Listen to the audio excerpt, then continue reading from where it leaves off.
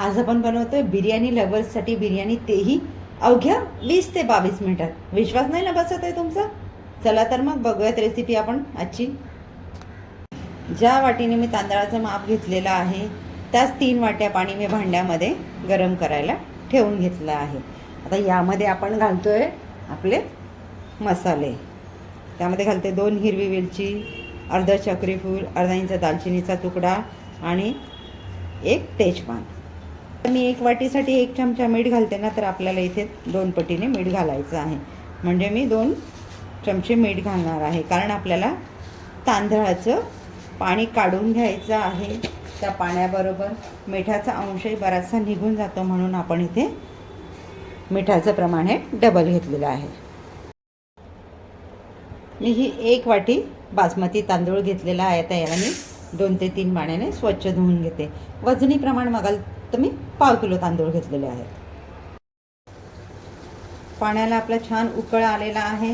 यामध्ये मी आता आपले स्वच्छ धुतलेले तांदूळ घालून घेते. तुमच्याकडे जर वेळ असेल तर 10 मिनटं तुम्ही तांदूळ पाण्यात भिजत ठेवले तरी देखील चालतील. तर हे आपल्याला 10 मिनटं शिजवून घ्यायचे आहेत. गॅसची फ्लेम माझी मीडियम आहे. त्यामध्ये मी ॲड करते 1 चमचा तेल. तांदूळ मी शिजण्यासाठी दुसऱ्या गॅसवर ठेवून घेतले. गॅसवर एक पॅन ठेवून घेतला आहे. पॅनमध्ये मी घालून घेते 1 चमचा तूप. यामध्ये मी भाज्या घालून घेते. तुपात मी 1/2 किलो भाज्या घालून घेतल्या आहेत. त्यामध्ये थोडी हळद घालून घेते. तुम्ही तुमच्या आवडीने यामध्ये कुठल्याही भाज्या ॲड करू शकता. एकदा मिक्स करून घेऊयात. गॅसची फ्लेम कमी करून एक 5 ते 6 मिनटं आपल्याला या भाज्या तुपावर वाफत ठेवायच्या आहेत. तांदूळ आपले पाण्यात घालून 10 मिनटं झालेले आहेत. मी एकदा तांदूळ बघते. मग आपल्या तांदळाचे 2 तुकडे व्हायला लागले, म्हणजे आपले तांदूळ शिजलेले आहे. आता इथे मी गॅस घालून याचं पाणी निथळून घेते. एक भांडं घेतलं. भांड्यावर मी चाळण ठेवून घेते आणि त्यामध्ये आपलं तांदळाचं पाणी निथळवून घेते या पद्धतीने. म्हणजे आपले तांदूळ जास्त शिजणार नाहीत. बिर्याणी आपली छान सुटसुटीत तयार होईल.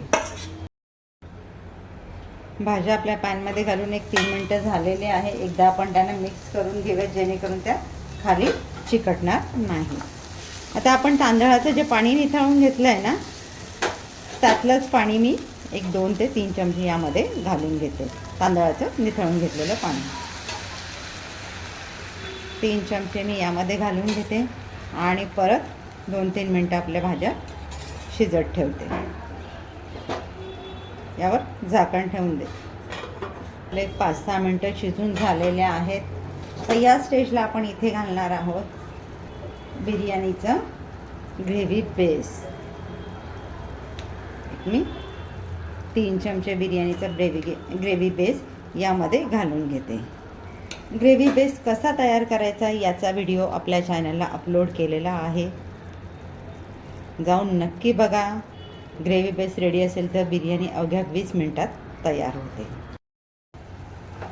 ग्रेव्ही आपली घालून झाली आहे. भाज्या एकदा मिक्स करून घेऊयात आणि आता यावर आपण भाताची लेअर लावून घेऊयात. भात बघा आपला किती छान सुटसुटीत रेडी झालेला आहे. एक एक दाणा मोजून घ्या असा. यामध्ये आपण थोडं घालूया कोथिंबीर, थोडा पुदिना आणि थोडा बिर्याणी मसाला. तुम्हाला यामध्ये फूड कलर ॲड करायचा असेल तर तुम्ही करू शकता, मी नाही करत. पुन्हा आपल्याला वरून भाताची आणखी एक लेअर लावून घ्यायची. आता आपण ज्या पद्धतीने भातावर कोथिंबीर, पुदिना, बिर्याणी मसाला घातला त्याच पद्धतीने रिपीट प्रोसेस करून घ्यायची. आपलं लेअरिंग करून झालेलं आहे. आता यामध्ये मी पुन्हा भाताचं जे पाणी आपण ठेवलेलं ना, तेच पाणी साधारणतः अर्धी वाटी यामध्ये घालून घेते. आता एक गोष्ट तुमच्या लक्षात आली का? ज्या वेळेला आपण भाज्या शिजवायला घातल्या त्यावेळेला आपण भाज्यांमध्ये मीठ नाही घातलं. त्याचं कारण हेच की आपण हे जे तांदळाचं पाणी आहे ना, याचा त्यामध्ये वापर केला, म्हणून आपण त्यात मीठ नाही घातलं. आता यावर घालून घेऊयात आपण तूप. तुम्हाला इथे केवढा वाटर घालायचं असेल ते देखील तुम्ही घालू शकता. तर गॅसची फ्लेम आपल्याला कमी ठेवायची आहे. झाकण ठेवून बिर्याणी आपली शिजवून घ्यायची आहे. 10 मिनटं आपली झालेली आहेत. आपण एकदा बघून घेऊया. हां हां हां, काय छान घमघमाट सुटलेला आहे बिर्याणीचा. हां, बिर्याणी आपली शिजलेली आहे. या स्टेजला मी गॅस घालवून देते आणि 4-5 मिनटं हिला वाफेवर तशीच ठेवते. बिर्याणी आपली रेडी झालेली आहे. मी आता छान प्लेटिंग करून घेते आहे. एक छोटीशी टिप आहे. आपला गोंधळ होतो की 75% 80% तांदूळ शिजलेला कसा समजून घ्यायचा. त्यावेळेला काय करायचं, तांदळासाठी जे पाणी ठेवतो ना आपण, त्याला एकदम छान उकळ यायला द्यायचा. उकळ आला की त्यामध्ये तांदूळ स्वच्छ धुवून घालायचे. मीडियम गॅसची फ्लेम ठेवायची. 10 मिनटं झाकण न ठेवता तांदूळ शिजवून घ्यायचे आणि त्यातलं पाणी निथळून घ्यायचं. आहे की नाही? महत्त्वाची आणि छान टीप.